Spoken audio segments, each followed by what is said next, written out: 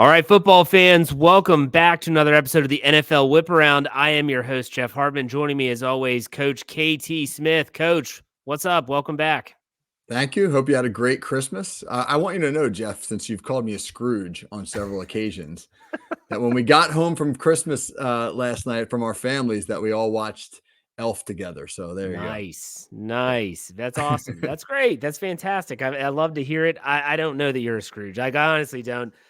People that might be like, oh, Jeff knows. I don't know that. He could be he sent me a picture of wearing like a Santa Claus shirt at school. So, hey, you got to have some type of Christmas in you to wear something like that in a public setting. So good on you, Coach. You had a good Christmas, though? Yeah, it was great. Yep. Saw a bunch of family, saw some people I haven't seen in a while, and ate too much, all the usual. And you got to see some shocking football, at least in my opinion, you did on Christmas Day. Let's get this show off. We talk about the hot topics around the NFL. And to me, I can't get this out of my mind. It was Christmas Day. It's the first game of the triple header on Christmas Day, and it's the Kansas City Chiefs lose at home with a chance to clinch the AFC West to the Las Vegas Raiders. The Chiefs lost at home to the Raiders and are now 9-6. They don't look good. They don't look well coached. They don't look buttoned up, as they used to always say. Are they just not good enough to win it all this year? Or what is your take on the Chiefs? Like it looks discombobulated. Yeah, it sure does. If lost four out of their last six, and the body language is bad. A lot of complaining going on. Mahomes a couple weeks ago against the Bills, crying to Josh Allen of all people Oh, yeah. at midfield after the game about the referees calls, and it's a bad look. Yesterday there was camera caught Andy Reid and Travis Kelce not getting into it on the sideline, but Reid having to sort of pep talk Kelce over there, and that's just very un-Chiefs like. They've always been an operation that feels as though all of the details have been, all those boxes have been checked. The offense clearly isn't the same. The defense is playing pretty well, but the offense isn't the same. They've obviously lacked some weapons. They've gotten rid of a lot of their best skilled players. But I think they miss Eric Bieniemy more than people have talked about. I think that he was a really good scheme guy, and while he wasn't the play caller, I think that he did a really nice job of creating deception and mismatches in that offense. And obviously, without some of the guys to make those mismatches, you can't get it there. But they probably miss him a little bit more. So the pieces that have departed are making a difference right now.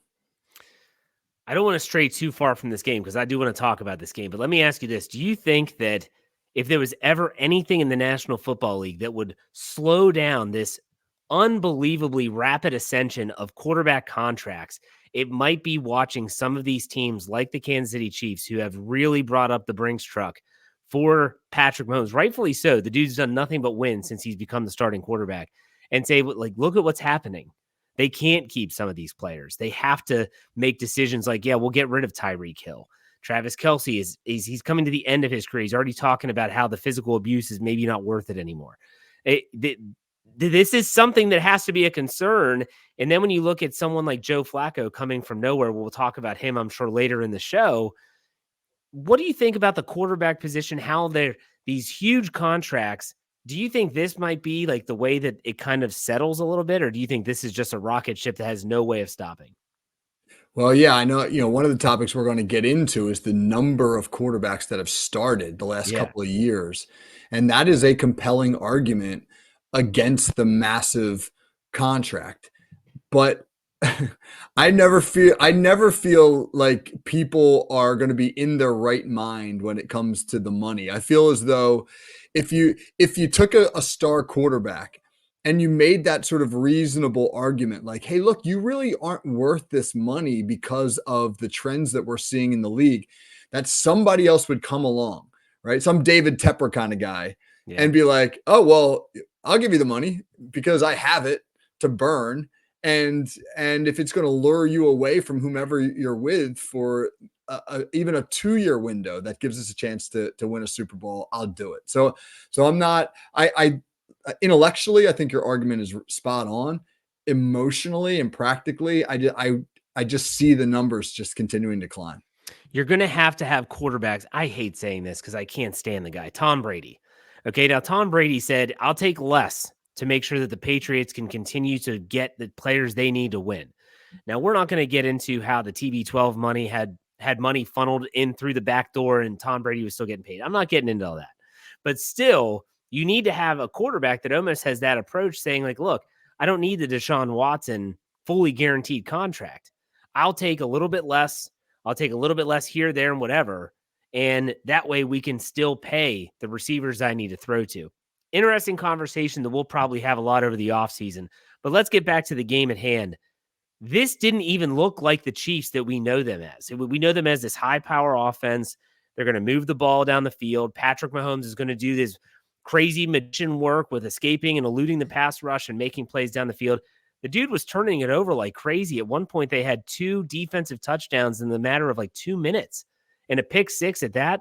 Patrick Mahomes was verbally frustrated, I guess, outwardly frustrated on the sideline. Travis Kelce throwing his helmet, like you mentioned.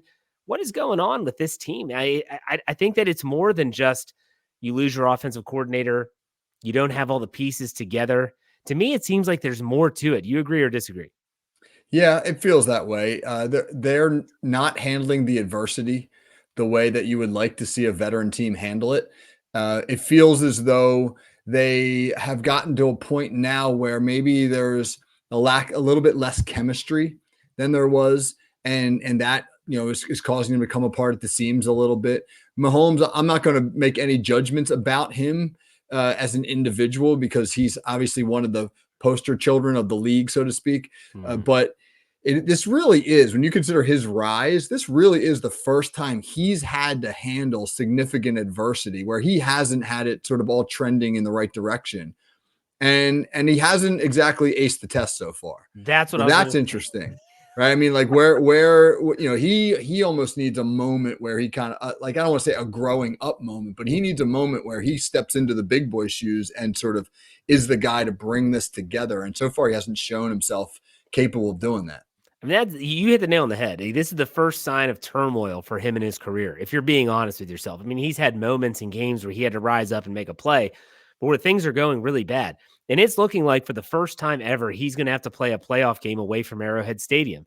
And my next question is, do you think they can win a game in the postseason? Because they'll make the playoffs.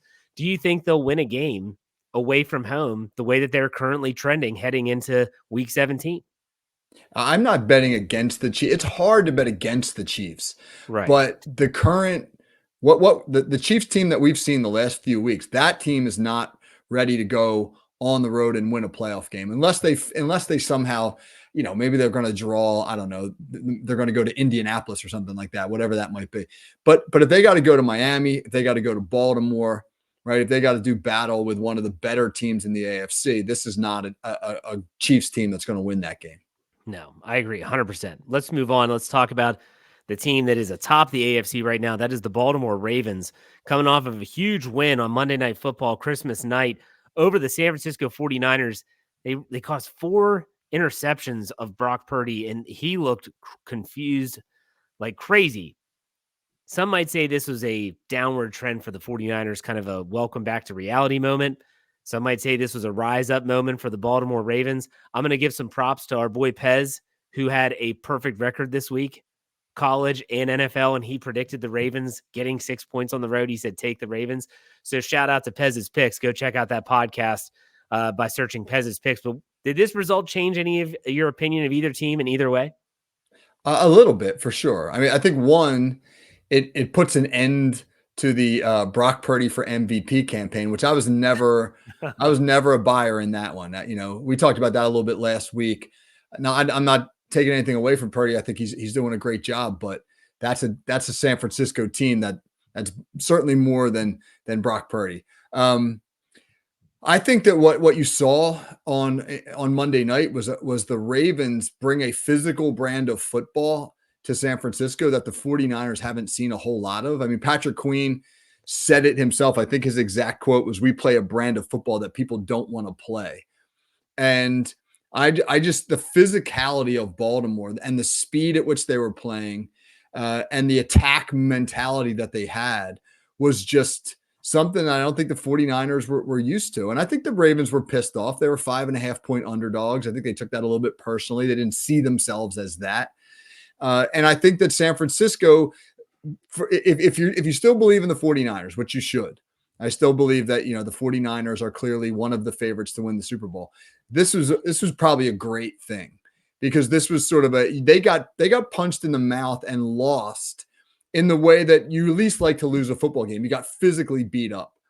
And that will prepare them, I believe, for the playoffs. And if they meet up again against Baltimore in the Super Bowl, they'll obviously have a better idea of what's coming. So while I think it looked great for the Ravens, and I give them a lot of credit, I think that the lesson San Francisco learned from that game can be applied down the road. What does it say to you as a coach that Lamar Jackson in his career has lost one game? I believe that's still intact. One game to an NFC opponent.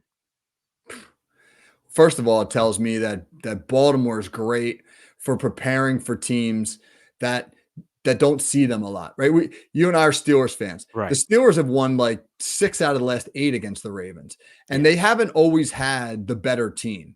But Pittsburgh, Baltimore, they know each other. They're used to each other. That style of play is something that they're familiar with. You take that style of play, the way the Ravens play the game, physical as hell on defense, and the challenge of defending Lamar Jackson on offense, and you match up against them once every 4 years or once every couple of years, that's a tough ask. The Ravens are a little bit different than just about every team in the NFL. And unless you got a pretty good beat on what they want to do and how they want to do it, they're going to be really tough.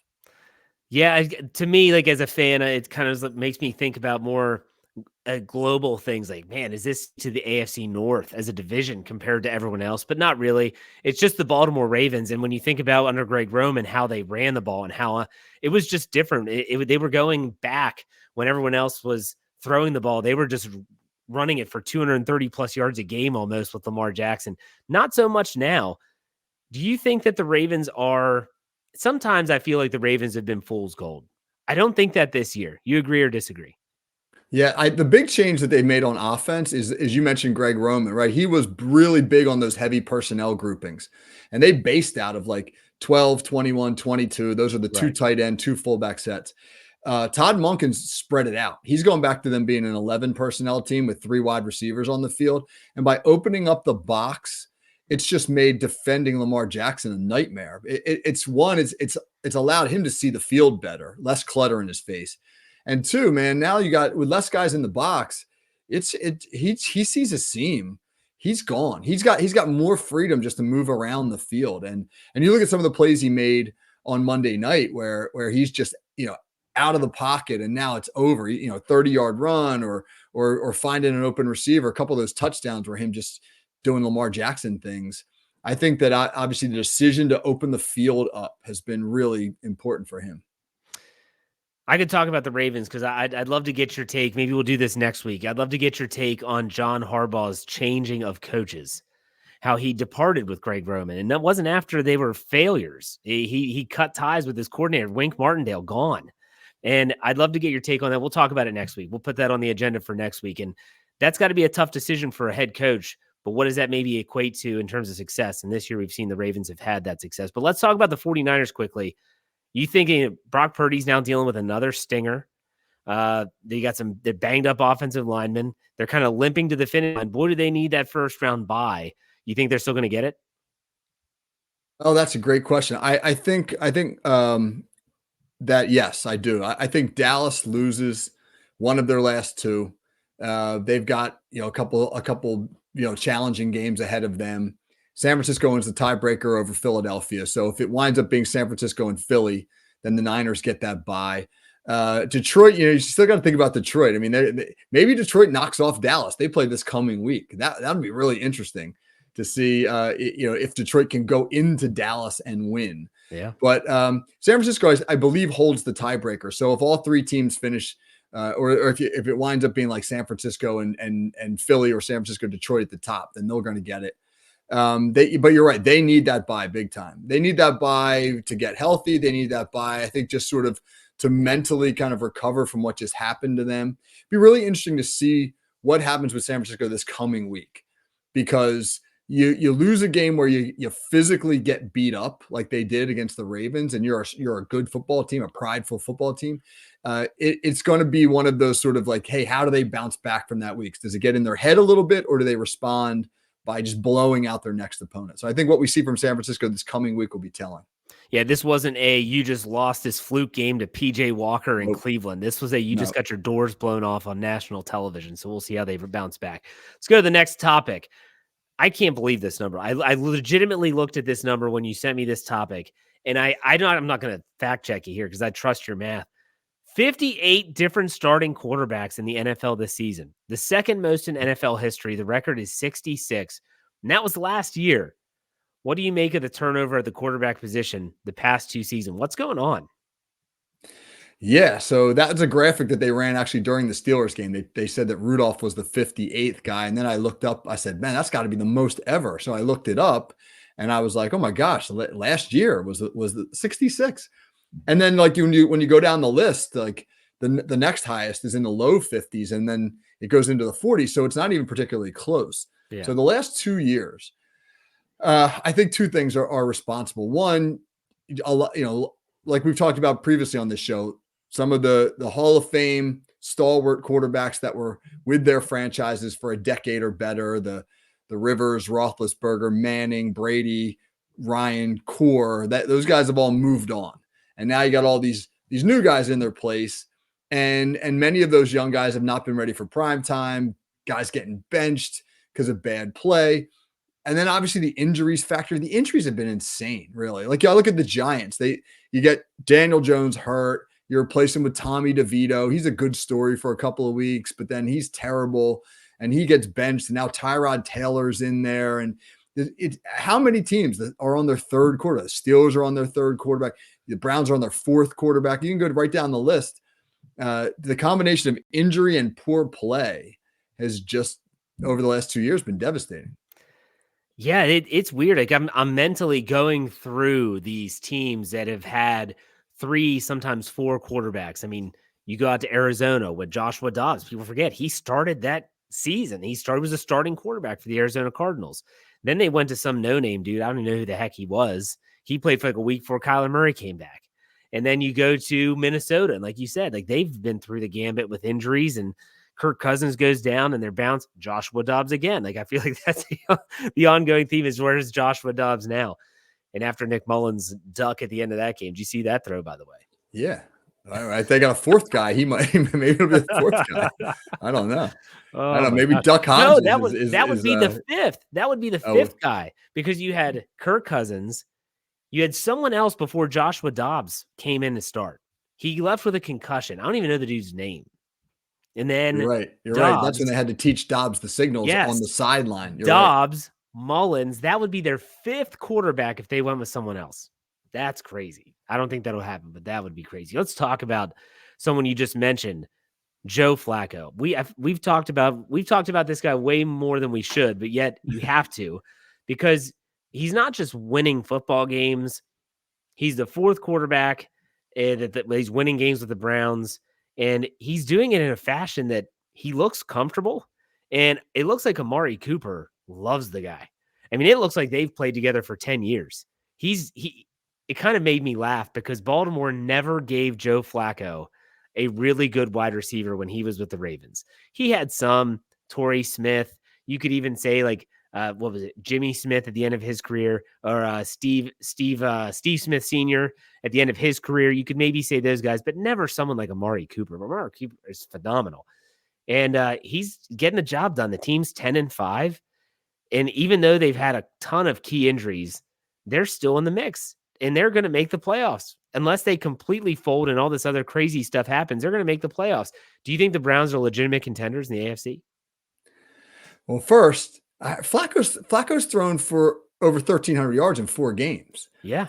That feels like that's like 9 games of passing for the Steelers, like he's got 311, 374, and 368 his last 3 weeks for a guy who was like literally unemployed in the NFL a month ago. That's really amazing. You mentioned his connection with Cooper, right? Cooper's been gushing about him. I think Kevin Stefanski's doing a heck of a job being able to adapt whomever is at quarterback to what Cleveland wants to do. I think the Browns are scary. I don't know. You look at the AFC right now, and obviously the Ravens appear to be the class of the conference. But the team that if you kind of had to say who don't you want to play in the playoffs, in the first round anyway, it would probably be Cleveland. I mean, Buffalo's kind of in a resurgence right now, but they had to eke out a win this past week and they didn't look great. And the Browns are gaining momentum. And the thing that makes the Browns, I think, interesting is that they continue to overcome adversity, right? You take another key player out of the lineup, they find a way. And those find a way teams to me are dangerous because they believe that locker room's tight. You kind of build on that momentum of overcoming adversity, and now it becomes sort of like your mantra, your badge of honor. Yeah, throw us another challenge. We'll overcome that too. I think those teams are scary. And so for me, I don't know if I'm ready to call them a real contender, but I think that they could win. It would not stun me if they wound up like in the AFC Championship game. The only thing that's going to keep them from doing that is the fact that Flacco has also thrown 7 interceptions in his time, 5 in the last 2 weeks, 3 and 2 respectively in the last 2 weeks. He's turned it over. Thrown 5 interceptions, 7 total since he's been the starting quarterback. He's getting bailed out by a defense, and he's getting bailed out by playing some opponents which don't really have the offense to take advantage of those turnovers. So when you think about the Texans, who did not have CJ Stroud, the Chicago Bears, not a very good team. The Jaguars and Rams are okay, and they won those games respectively, very close. But still, you look at these games, and I keep on saying, like, you can't turn it over that many times in the playoffs when these teams are all good. That's the only thing that has me hesitant about the Browns, is that they are able to survive these turnovers. And I just don't know if that's going to happen in the postseason. Flacco is, kids, I don't think they don't say it anymore. They used to. You're a high school teacher. They say YOLO, right? You only live once. That's what Joe Flacco is doing right now. He's getting in there and just chucking it deep. Let's have some fun, which is fun to watch. I watched the Browns play the Texans, and it was an entertaining football game. They're moving the ball up and down the field. He's chucking it deep. Never in my wildest dreams would I expect that to happen. But, Coach, you agree or disagree? Joe Flacco's got to learn to protect the ball a little bit better. Well, first of all, Jeff, YOLO is so 2017. So come on. That's what I was saying. But no, 100%, 100%. Yeah, you're going to get away with it versus the mediocre competition. You're not going to get away with it in a playoff game down in Miami where you give Tua and that offense a couple extra possessions. Yeah. Obviously, that recipe won't work. So that's a good point. And I'm sure Stefanski's in his ear about that because he understands that can't be the recipe going forward. And Joe Flacco's just, I don't care what you say, Coach. I'm playing with house money right now. I don't care what you say. I'm getting paid like He's another South Jersey guy. I got to stick up for him, man. All these South Jersey guys. Is he South Jersey? He is South Jersey. Audubon, New Jersey. Yep. Now Tommy DeVito is North Jersey. No, yes, and there's a big difference. You can see the difference just by when they cut to his family. Some people call New Jersey the armpit of the United States. I'm not one of those people, but I've heard it before. I feel like when I travel around the country, I have to apologize for being from New Jersey. People meet me and I say I'm from New Jersey, and they're like, "Oh, I'm sorry." South Jersey is a wonderful place. Damn it! I want to make that distinction. There's 2 different New Jerseys. There you go. I love it. All right, let's go to the last topic. The Dallas Cowboys, they lose another high-profile game on the road when they lose to the Dolphins on Sunday in Miami. Their road struggles continue. Playing against good competition on the road continues. And now Philadelphia, even though they barely squeak by the Giants on Christmas Day, they're in the driver's seat in the NFC East. The Cowboys, I mean, they might not even get a single postseason home game. What does this say about the narratives? And could you see Dallas going one and done in the postseason? And could that be the end of the Mike McCarthy era? Yeah, I think if they go one and done, then Mike McCarthy's out. It would be hard to justify keeping him with another major postseason disappointment, all the hype that surrounds that team. It's just a couple weeks ago after they beat Philadelphia, people were talking about them as maybe the best team in the NFC. The way it looks like right now, unless the Eagles stumble and Philly's got Arizona and the Giants to close the season, so that's not a tough ask for the Eagles. Meanwhile, Dallas has got to beat Detroit, and then they go on the road to Washington. If they don't win the division, they're going to wind up on the road in the playoffs. And that's probably going to take them to like Tampa Bay or maybe Atlanta, whoever wins that bad South. And you would think if Dallas goes to Tampa Bay in that wild card game and loses, I don't know how you keep Mike McCarthy, man. You agree? Yeah, if he loses to like a Tampa Bay, yeah, you're done. He's going to be fired before he gets off the plane back to Dallas Fort Worth. But if they make it to the NFC Championship game and lose, does he keep his job? Right. So that would mean that they would then they're going to be the 5 seed if they don't win the division. They're going to play the 4, which is going to be the NFC South team, and then the winner of that goes to the 1 seed. So if they go out to San Francisco and they win that game, then I think he keeps his job because that's a huge win. Obviously, it's a huge ask too. It's a huge now, ask. Yeah. Let's talk about the NFC East for a second. I mean, the Philadelphia Eagles, they have a pretty soft schedule remaining. I think they have Washington, and then they go to New York to finish up. Meanwhile, Dallas has a tough road. They have that game against the Lions coming up this week, which is huge. But Philadelphia didn't look good playing the Giants. I mean, I watched a good bit of that game, if not all of it. There were just some boneheaded mistakes made by Jalen Hurts, of all people, who's supposed to be a pretty analytical dude, good above the neck. I haven't been impressed with Philadelphia. In the last 4 weeks, obviously they lost 3 games in a row. Wasn't impressed with them in the win against the Giants. Dallas is struggling. What's going on in the NFC East? How do you see that shaking out? The locals are not pleased, Jeff. The locals Nor are not should pleased. they be. Nor should they be.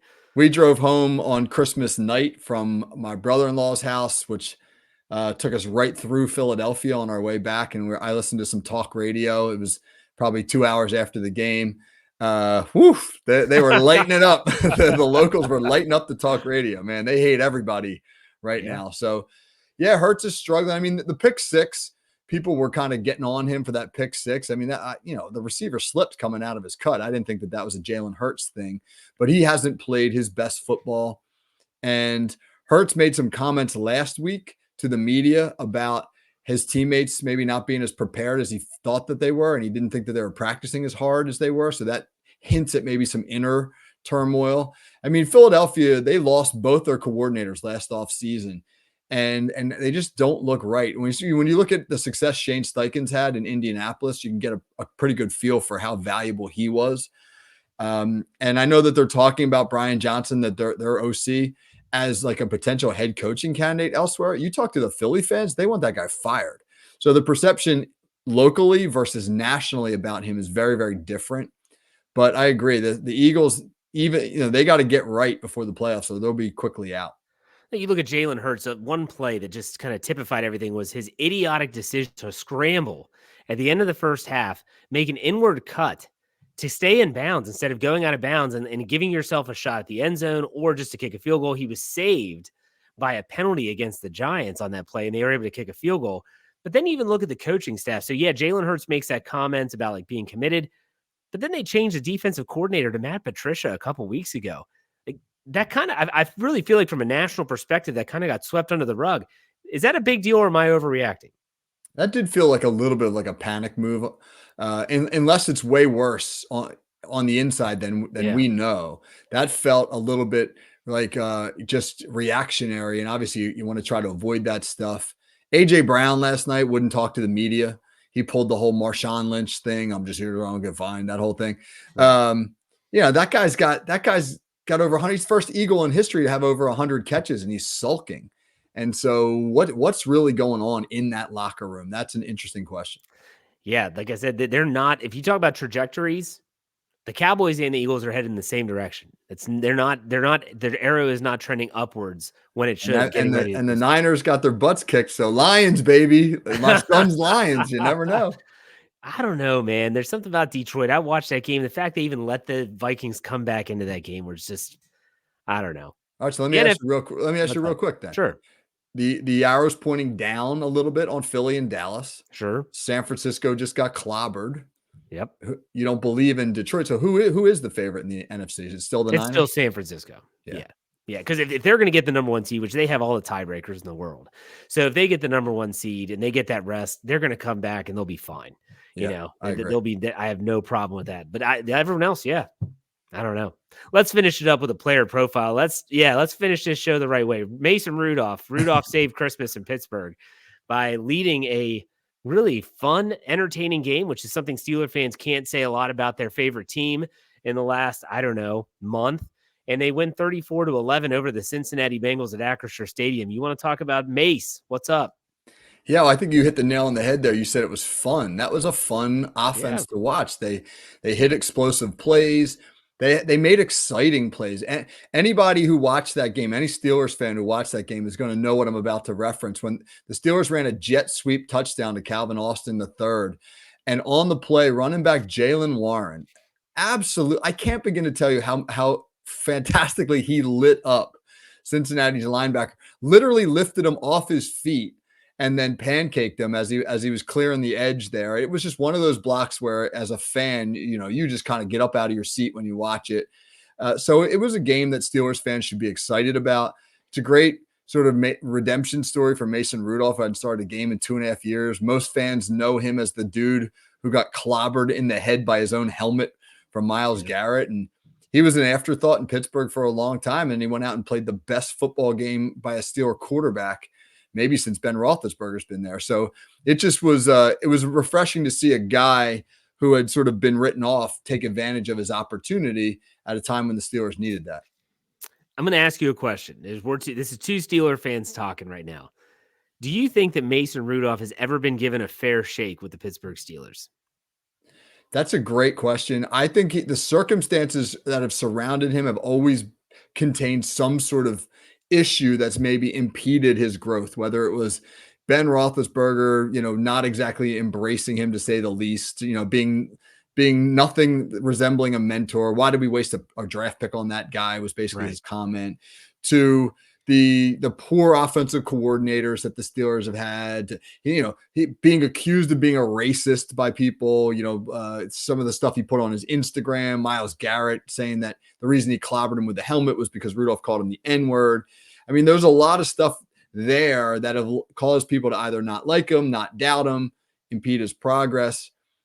I don't think he's the answer going forward for the Steelers, but at the same time, I was happy to see him, have a moment.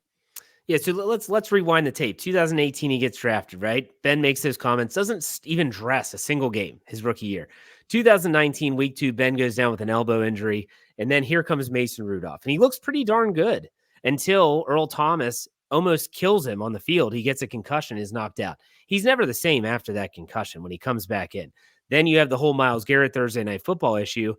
Ben comes back in 2020. The only times he plays is when Ben couldn't play due to COVID protocols. He finds out Friday night or Saturday morning that he's playing on Sunday, no time to prep or prepare. And that's it.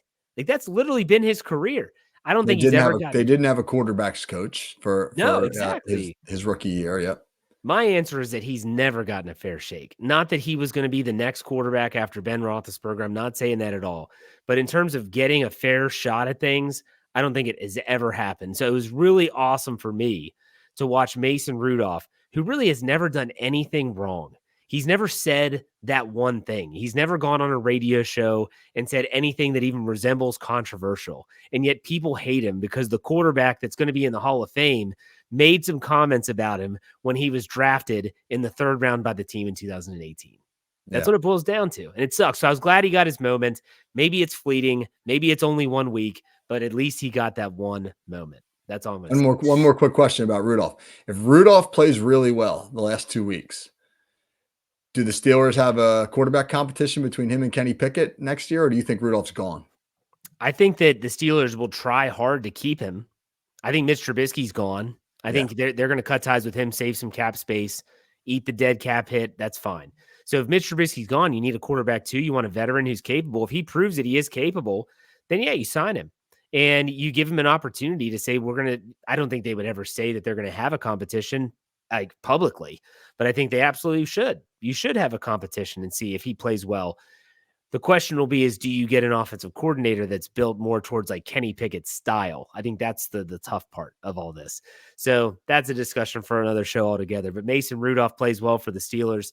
Coach, any other final thoughts about Week 16 in the NFL? No, well, week 16 continues to reinforce the fact that everything we think 1 week changes the next. Yeah. You mentioned Pez. I got to give Pez credit, man. 7-0 in this environment He had a 7-0 week, college and the pros, but and the pros, especially in this environment, that's impressive because I don't know. I have no idea what's going to happen next week. 7-0, and let's remind everyone. Let me get my notebook here. He took the big games this week. Like some people are like, oh, he probably took like those cupcake games with the no. Like this is all versus the spread. He took the Thursday night game, Saints and Rams. He took Browns, Texans, Lions, Vikings, Cowboys, Dolphins, Ravens, San Francisco.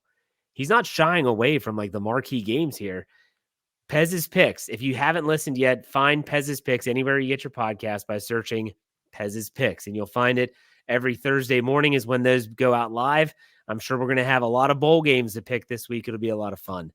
But Coach, what's coming up on the call sheet this week?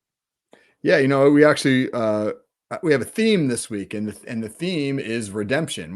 We are talking about redemption stories in the NFL in 2023. There have been some really good ones. We just mentioned one with Rudolph. There's several others, whether it's teams or individuals. So that's the major theme, and then we're also going to look at the impact of that Baltimore San Francisco game and what it means for the league going forward. Fantastic. Have any call sheet breakdowns coming up this week? Yeah, man, a Mason Rudolph breakdown, and then we're going to do a breakdown on how the Steelers defense really confused Jake Browning in Cincinnati.